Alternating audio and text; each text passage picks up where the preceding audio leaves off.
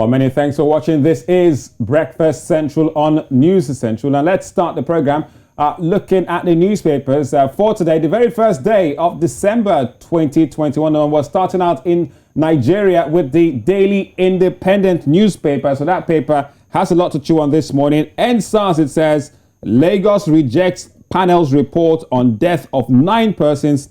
Governor Sanwo-Olu invites youths for peace walks. It's going to be one of our top stories this morning. We'll be breaking it down on the program. And there's a picture also on the front page of Dapo Abiodun, who's the governor of Ogun State, laying the budget read before the State House of Assembly yesterday in Abeokuta, the state's capital. Also at the bottom of the front page of the Independent, Buhari lacks power to release Nnamdi Kanu. And that's a quote from from Festus Keyamo, legal luminary, in fact, Minister of State for Labour and Employment as we speak in this current administration. So there you have it on the front pages. And also at the top there, senators at war over alleged lopsided army recruitment. And Abiodun presents 351 billion 2022 budget for restoration. All that on the front page of the Independent in Nigeria. From Nigeria, let's move to Liberia. We're looking at the front page of the Liberian paper this morning. And the front page has 2 major stories. One is from the health sector, or the agricultural sector as we can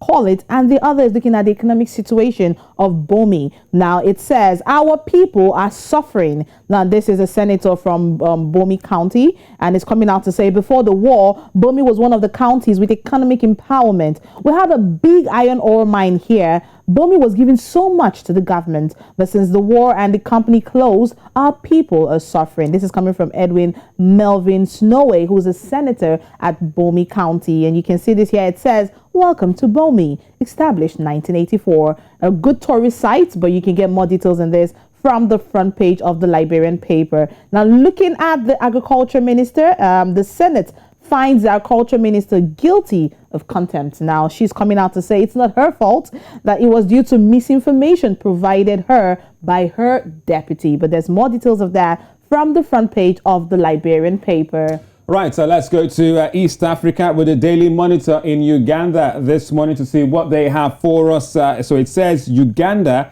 strikes 4 ADF bases. And there you have it off a front page there, fire, burning, and yes, a soldier quite armed. It says how offensive was planned, consensus built, says commanders of operation codenamed Sujar. So there you have it. Find out more on that story on the front page and inside the Daily Monitor in Uganda. Also at the top left there, today is World AIDS Day, celebrated every first day of December every year. So it says HIV/AIDS won't be public health threat by 2030, according to experts on that Daily Monitor newspaper. For find out more inside page 6. And there you have it. That's Daily Monitor in Uganda. And we're coming back to Nigeria to wrap up the papers this morning. We're looking at the Daily Trust this morning, and it's all about the NSAS story. No killing at Lekki Tollgate, Lagos counters panel. That's what it says. It also says here from the writer, government accepts 11 recommendations.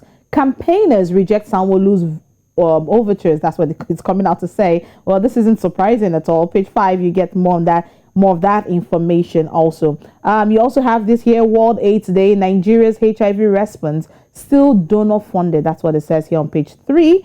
Banishment, apologize to Sanusi, court tells Kano governor. That's also on page 4. And you can see this picture here, Lisa. This picture brings back memories of the days that I had my 3 weeks orientation at the NYSC camp. And this is National Youth Service Corps members that are performing tug of war during the swearing-in ceremony of the 2021 Batch C. This happened in Abuja just yesterday. Tug of war. So they're going into camp just quite late in this. I can't remember. It's been quite long since I did my NYSC service. Did you ever participate in the tug of war competition? I don't think I'm in the right bulk of size for tug of war, but it's interesting to see that. So this is the Kubwa NYSC camp, right? In Abuja. That's close to Abuja, the nation's capital. All right. So perhaps some memorable moments for them to pick up in the next couple of weeks. And the very last story on page 5 is a sad one. 20 die as boat capsizes with 47 pupils, others in Kano. Poor visibility hampers rescue operation. That's what it's saying here on page 5. A very sad story from the Daily Trust in Nigeria. Well, that's it for the papers this morning.